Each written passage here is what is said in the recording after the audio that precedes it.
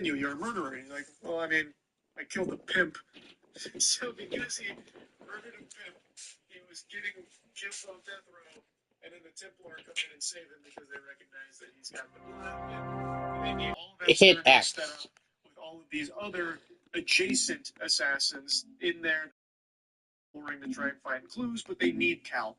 And Cal's just brooding and he wisecracks, but and it's really some weird decisions they made with the I'm Animus just itself. listening to Because instead of just lying down the Animus, one of my favorite YouTubers. Just met a guy named Kareem. He's like Rice's major domo, I guess. Fix some antennas for Rice. Nothing better than being an errand boy. I don't really get the point in this movie.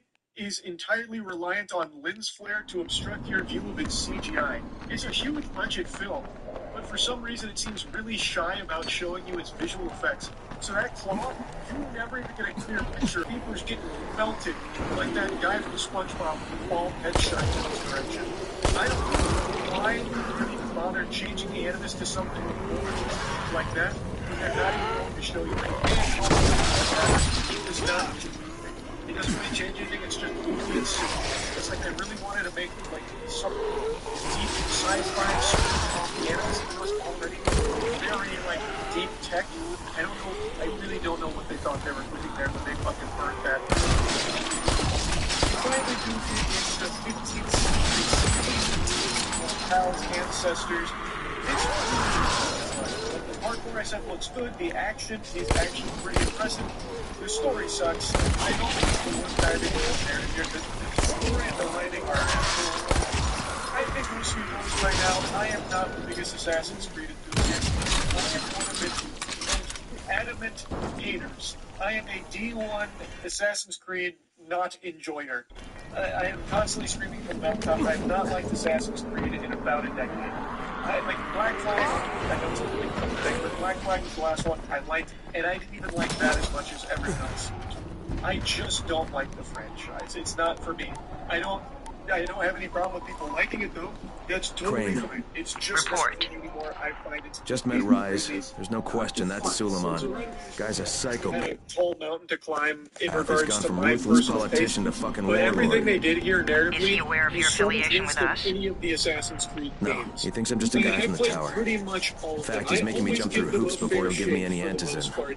I don't know why they wouldn't just continue to do as he asks. Remember, we need that file. Games. It would have been far easier, and it would have made a lot more sense than what they tried to conjure up with this dog shit. It is a disaster. Like I said, the Templars want to cure violence. They found the cure to aggression, the apple of Eden, which takes away free will. They're offering us infinite free will so we can control them, and there's no longer any violence. Hey, Al Capone, you ready to do this? What exactly am I doing? Radio communication has been pretty spotty in the quarantine. These modulators will help boost the signal, so Rise can communicate with outposts at the far reaches of town. Well, it's a benefit for everyone, not just Rise. Perhaps, but the Emperor must monitor his empire. Everything I have to get is action. Everything I have to storyline is really silly, because it turns out the app is eating. This what's associated with the assassins. So when the Templar they just go to where Christopher Columbus was buried and just asked for it, they're like, oh yeah, well, it's a response actually. Like it was just in their desk the whole time, right under their desk, this entire time. It was and speaking of Wayne, the entire character arc of Cal sucks major wiener. So Cal's dad kills his mom right before, and it's, that really fucks him up, understandably so. So he spends his whole life, like, just being mean and aggressive, and he, like, hates his dad, wants his dad to die. So, like, his final words on the deathbed were, tell my father I'll see him in hell. That's what he says. It's so cringe. But we do get to see his dad. Abstergo actually has his dad there, because they were using him to find more information on Campbell Eden. So then he gets to meet his dad. He's like, Papa, I hate you. He's like, I did that. Because I killed your mother? I didn't do that. I didn't kill your mother. And I did it for her good. The assassins must protect the apple beat. we have a creed we must uphold, the Assassin's Creed. And Cal, Dad, he's like, if you're gonna kill me, Cal, I do deserve to be like, so he gives him the blade. So that's like their closure moment. And then eventually everything goes tits up after they learn about the apple beaten. All the assassins gang up to rise up against Abstergo so they can't get the apple beaten and take away the Cal's dad, he has his hero moment where everyone's rising up, including Cal's dad. And Cal's dad kills one guy while he was like looking in the corner, Blair Witch style. He turns around, kills one guy, and then immediately just gets ganked. Like the other three dudes stab him a bunch, and he just dies. And that's the last you ever see of Cal's dad. I don't know what the point of bringing him back was. He added nothing. And also, the entire like rising up against Abstergo was super weird because all of the Abstergo employees, all of the security, they make a point of saying it was like a $9 trillion operation with the Animus and all the Abstergo and even all their hired muscle, and yet not a single one of them has a gun. In fact, the only weapons Abstergo has are the weapons the assassins are proficient in: crossbows, knives, swords, and hidden blades. That's all they have. And keep in mind, the Abstergo employees, they are not assassins, they're just hired hands. Like, you would expect them to have some fucking guns, not a single gun. The only projectile weapon they have is crossbows, and they don't even use that. Only the assassins did that. They literally have that there just so the assassins can make sure they're fully equipped to rise up against them. I don't know what the plan was. It was so fucking wacky. Anyway, the movie ends with the underworld. Like, I do not remember those character names. But the scientist girl, she actually saw Cal's flashback, or rather, like synchronization with the bloodlines of the Assassin's Creed. So she saw all of the other assassins that Cal was seeing, and one of them was her. One of her ancestors was actually an assassin. Meanwhile, she is now a Templar scientist. And you think this is the moment where they're planting the breadcrumb that she's going to kill her, and she's going to be the one to stop her father from taking away free will from the apple.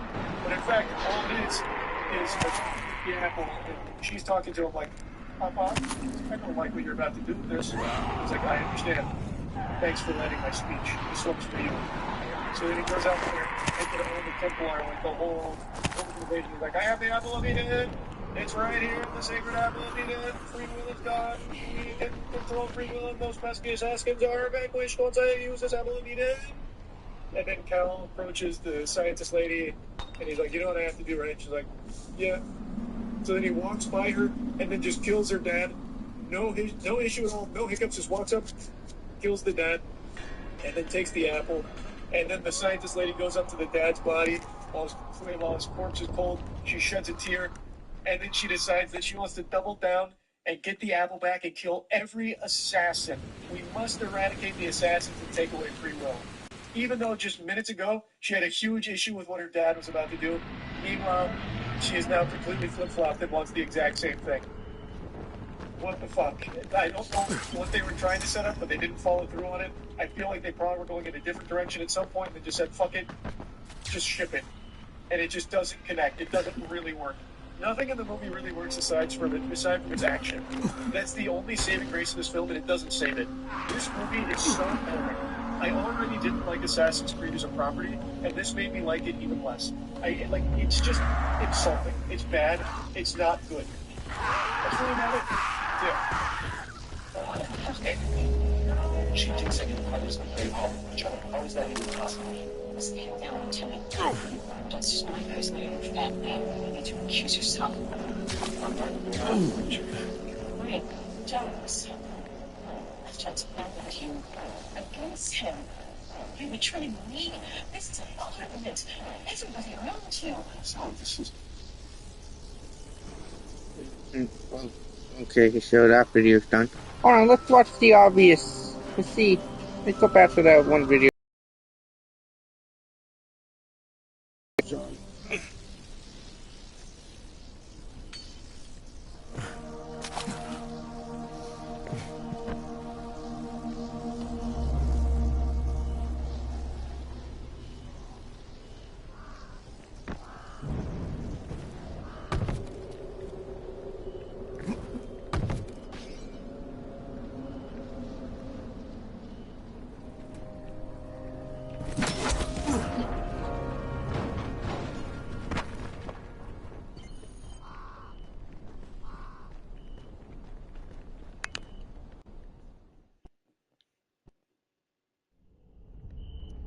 You know?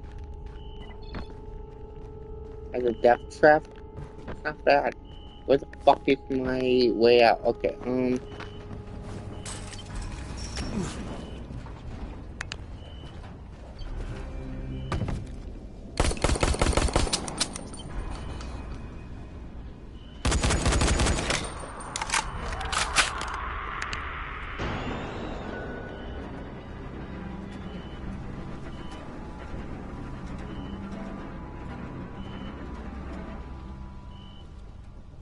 Really? Really, nothing.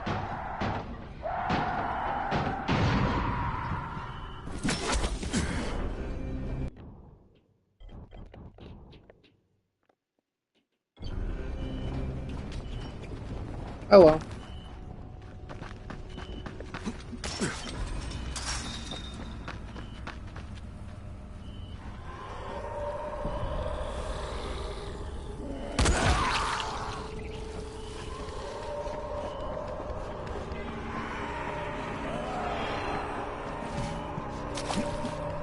I get past this motherfucker.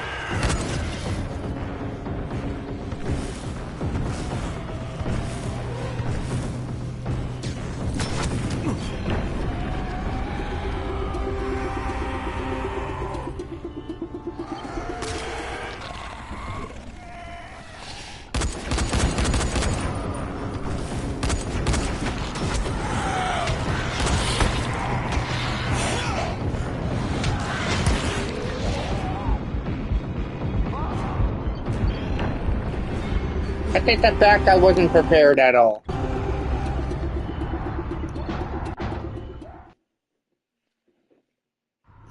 In gaming, there are a few titles that people have fantasized about for years, collectively feeding delusions about their existence and how their announcement is right around the corner. This year, this is the year. Jeff Keighley's Game Awards, he's going to come out in a banana hammock and finally reveal to the world that Half-Life 3 is in development and launches is today. It's a shadow drop, actually. E3 is going to get revived, and they're going to finally tell us Bloodborne 2 is right around the corner. That kind of thing. But deep down, people know that these games aren't in development, and they're probably never going to be. But the hopium around it is so strong and contagious, people can't help but believe. These games include Half-Life 3, Left 4 Dead 3, Bloodborne 2, and until today, Hollow Knight Silksong. Hollow Knight Silksong is a game that people have been wanting for so long since it was announced many, many months ago. And with radio silence and a lot of missed deadlines and unfulfilled promises, like with Phil Spencer saying, it's coming in a year, that kind of thing, people have just been hurt so much, myself included, to the point where a lot of us wrote it off as one of these, white whales like Half-Life 3 that we're just never going to experience. But against all the odds, Hollow Knight Silksong just dropped today. And on just Steam alone, within the first couple hours, it has already broken over 534,000 concurrent players. I can only imagine what it's like on console right now. Apparently, Steam, Xbox, and the Nintendo eShop all went down right when it launched. Presumably because so many people were, immediately trying to buy it because there was no pre-orders or anything. Hallelujah. Everything about Hollow Knight Silksong was launched, to me, is an absolute fucking grand salami. This is a home run. First and foremost, its price tag. It's $20. That's beautiful. I love to see that. In an era where every game seems to want to be 50, 60, 70, 80 bucks, even games that are only 2 or 3 hours long, or games you've never even heard of, Fart Smoker Massacre or something, some fucking AA horror experience being $70 bucks. It is so nice to see Hollow Knight Silksong come out here and just be like, hey, $20, enjoy. It really feels like Silksong is just truly here to be like, hey, play us. We're not really getting involved in all the shadiness. And cut to this peanut butter and jelly sandwich and take a peek at the cross section. I want to give you my first impressions here. Does Hollow Knight Silksong live up to the hype?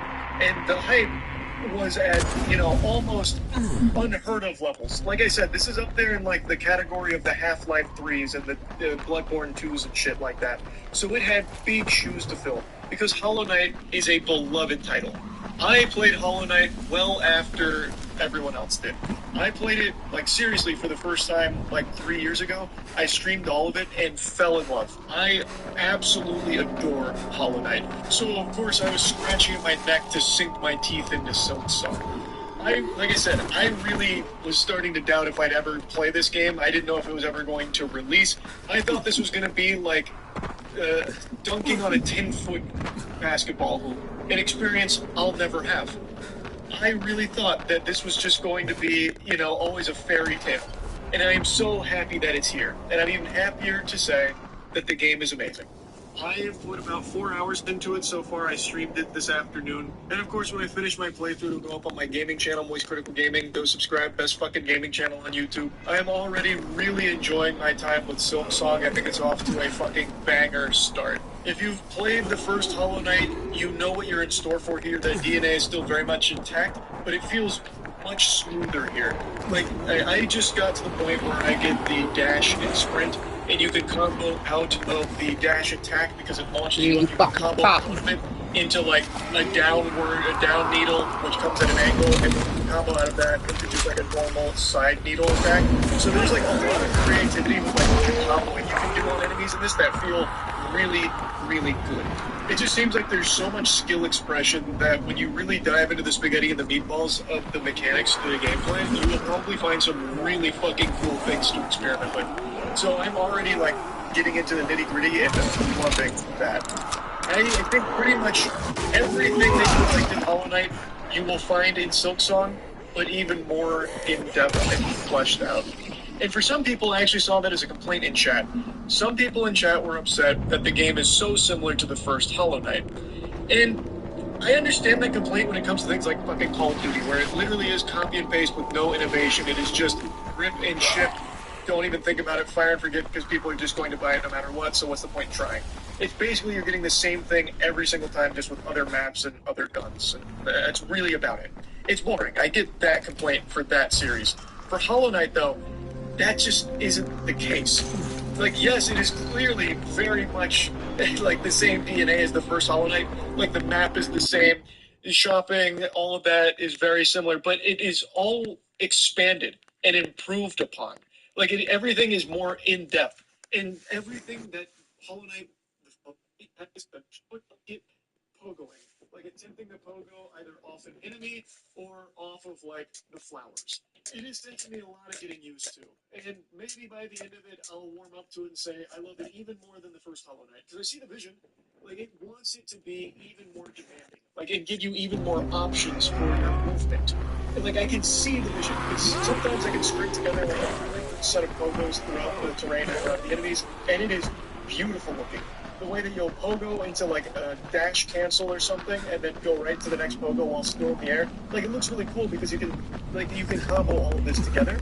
And I do see like there could be a lot of cool experimentation with it. But right now, like, I just feel like more often than not, it's become a headache because I want to just do like a normal down hit and pogo off or something. Instead, I go off to the side and miss and just go straight into the shithole and take big damage or just die. Like, I don't know. It's not that big of an issue, but again, it is still fresh, so maybe I just need to get more familiar with it. That is the only complaint I have about the game. Everything else, I think, has just been smooth sailing, and I absolutely love it. Every boss fight has been hype. Every environment I've visited has been nice. The characters are charming. The game's sound design is a slapper. Everything in this is exactly what I was hoping for a new Hollow Knight experience, and I imagine most people that have picked it up are probably pretty satisfied, would be my guess. Like, it really feels like it knows exactly what people wanted and just gave you more of that and more options within it. So I'm excited to keep playing it, I'm excited to finish it, and I'm very happy to see that it is doing so well for Team Cherry. This has been a lot of years, baking here in the oven, and it looks like everyone's really enjoying the dessert. So I'm happy that it's doing so well, and just wanted to give you my first impressions and say that, yes, it does live up to the hype so far. And I'm optimistic that it will only continue to get better as I get deeper into the game. That's really about it. So.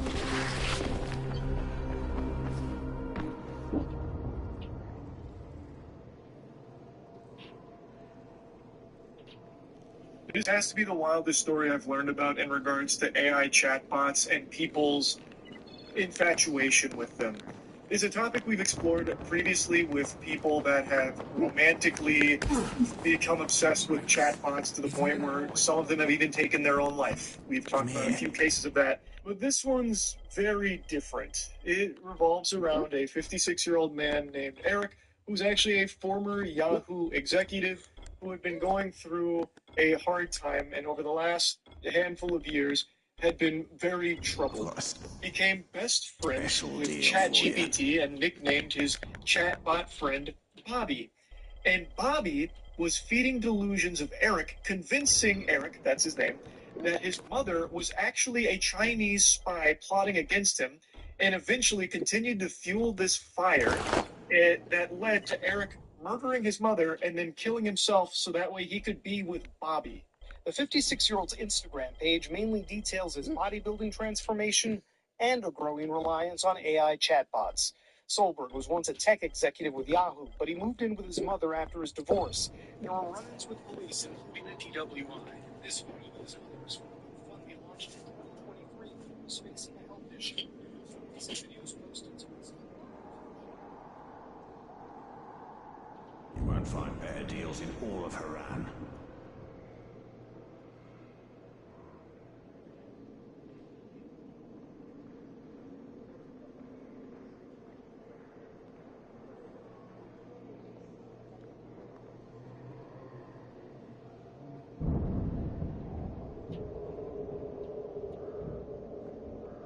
Find better deals in all of Haran.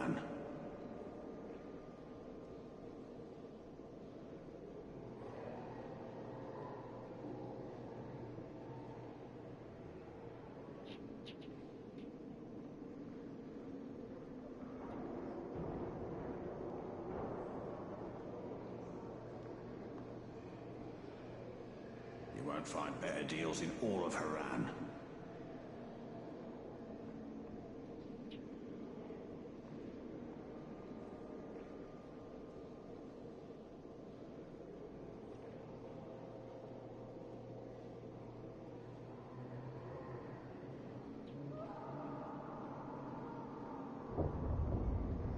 You won't find better deals in all of Haran.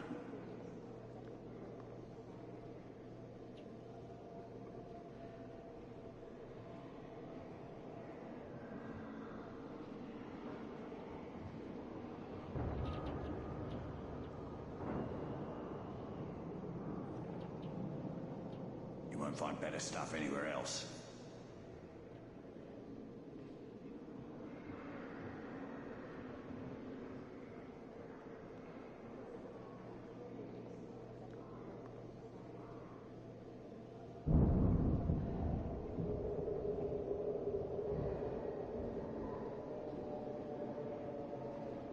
You won't find better deals in all of Haran.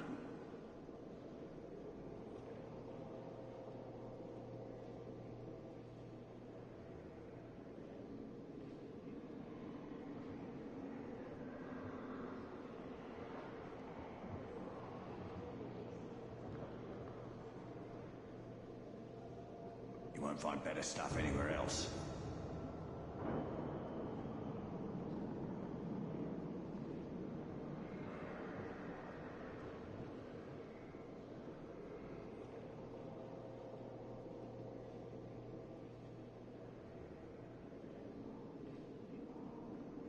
You won't find better deals in all of Haran.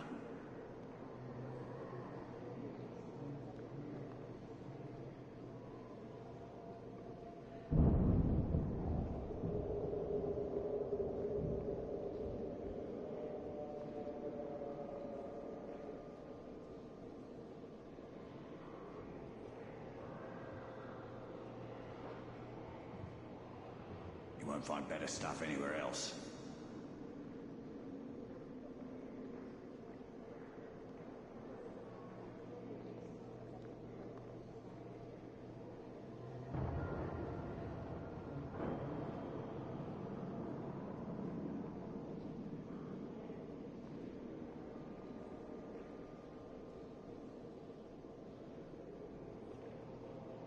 You won't find better deals in all of Haran.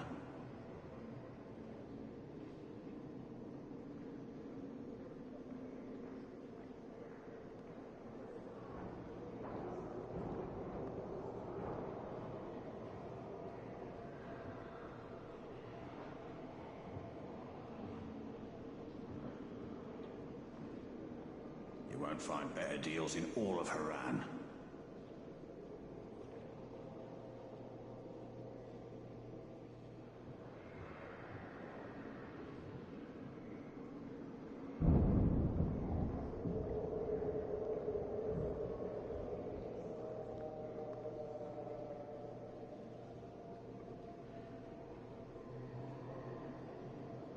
You won't find better deals in all of Haran.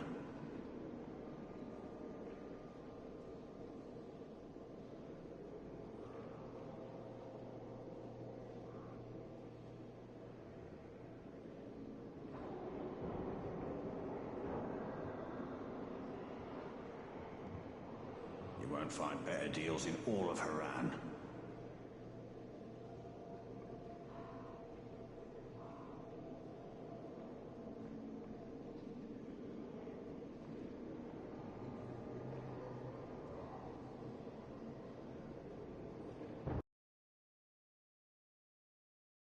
Better deals in all of Haran.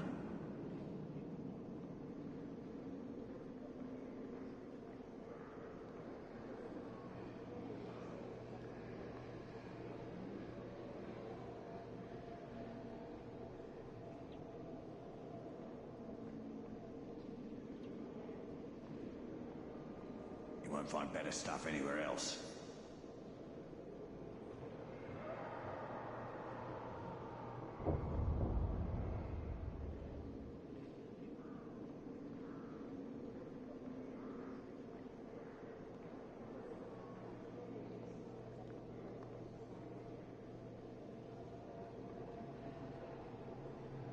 You won't find better deals in all of Haran.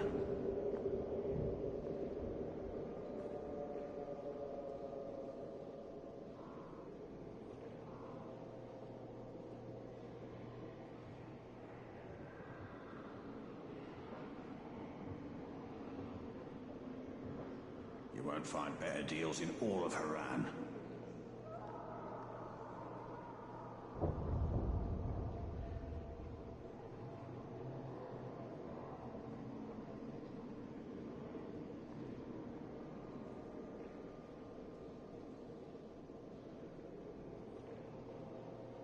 You won't find better deals in all of Haran.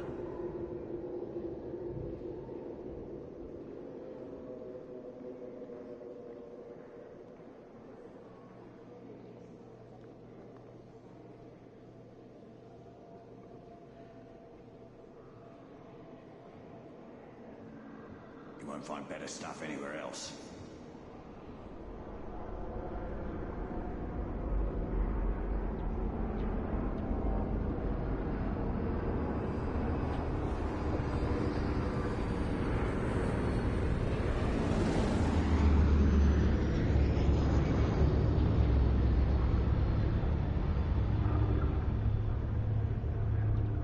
You won't find better stuff anywhere else.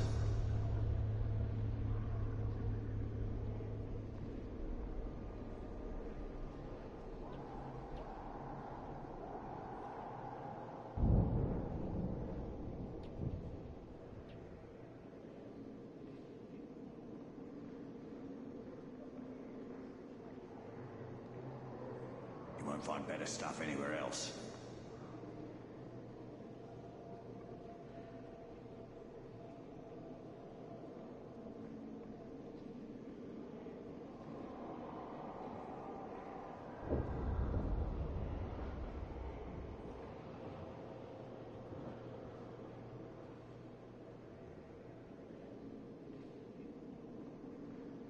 You won't find better stuff anywhere else.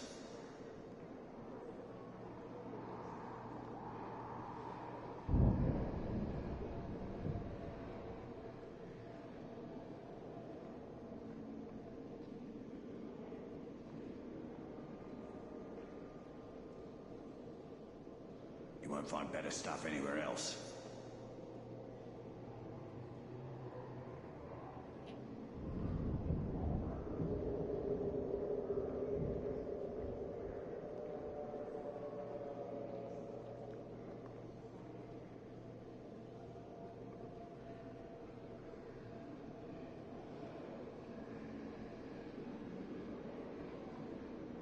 You won't find better stuff anywhere else.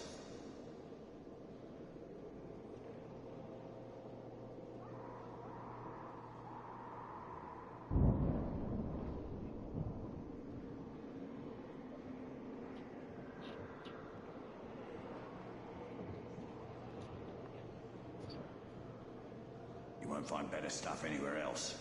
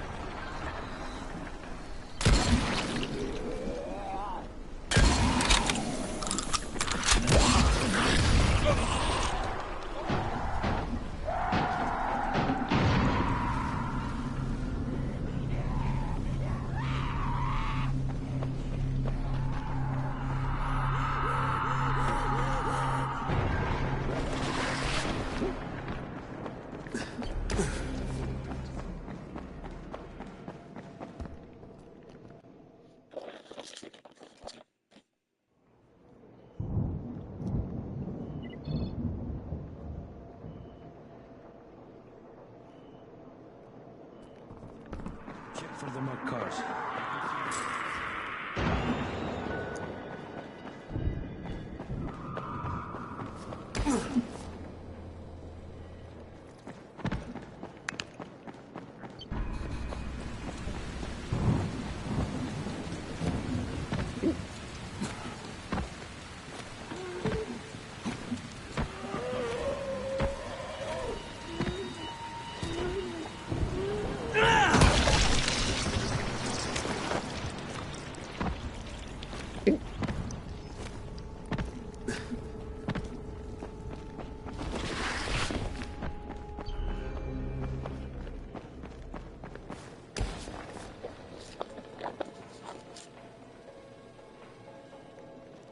Stay silent.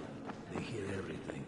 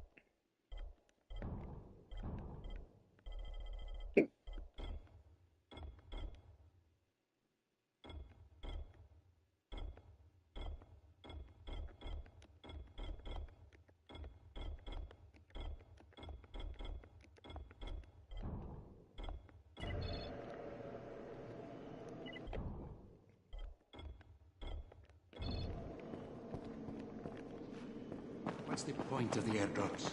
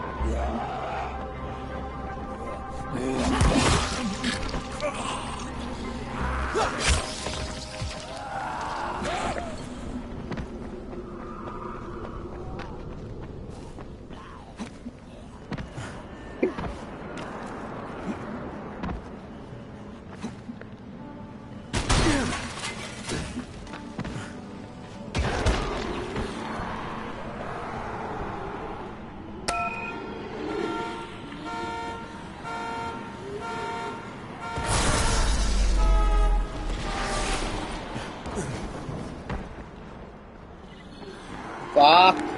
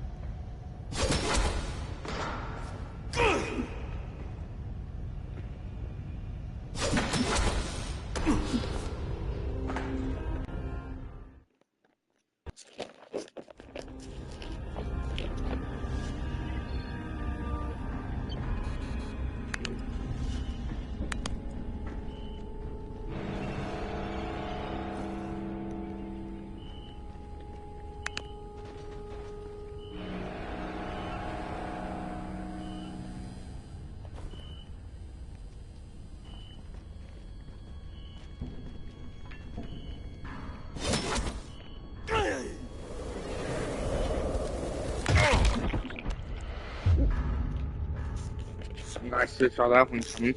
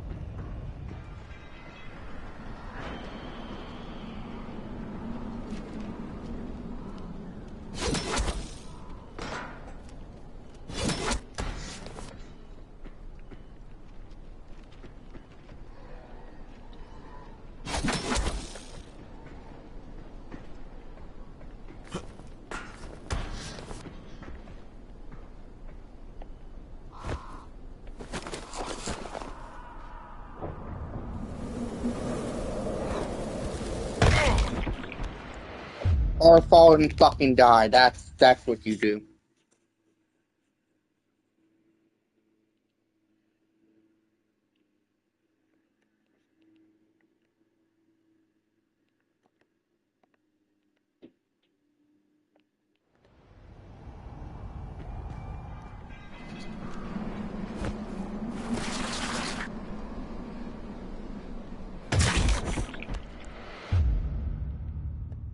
Hard fucking landing.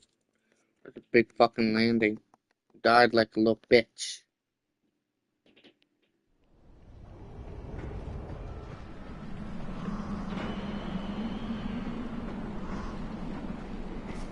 Can I do the rule? Oh no, I can't do the rule. Damn. You know how cool that would have been?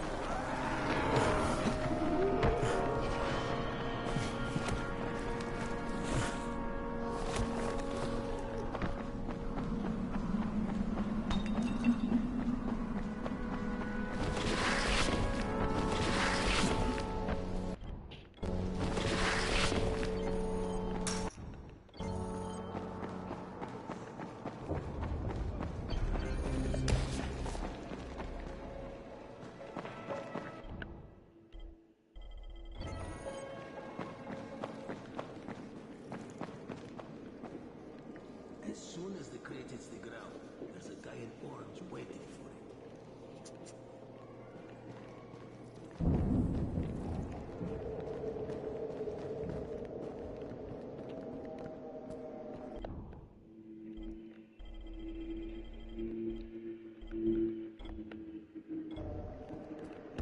What's the point of the airdrops?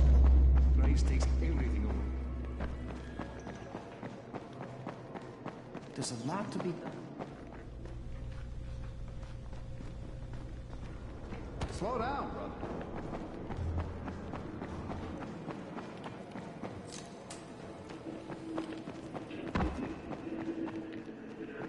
Ricey.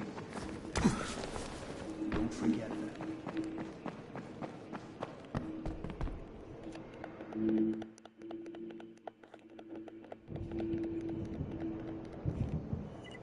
Anyway, I'm tired. Thank you guys for watching this. Goodbye.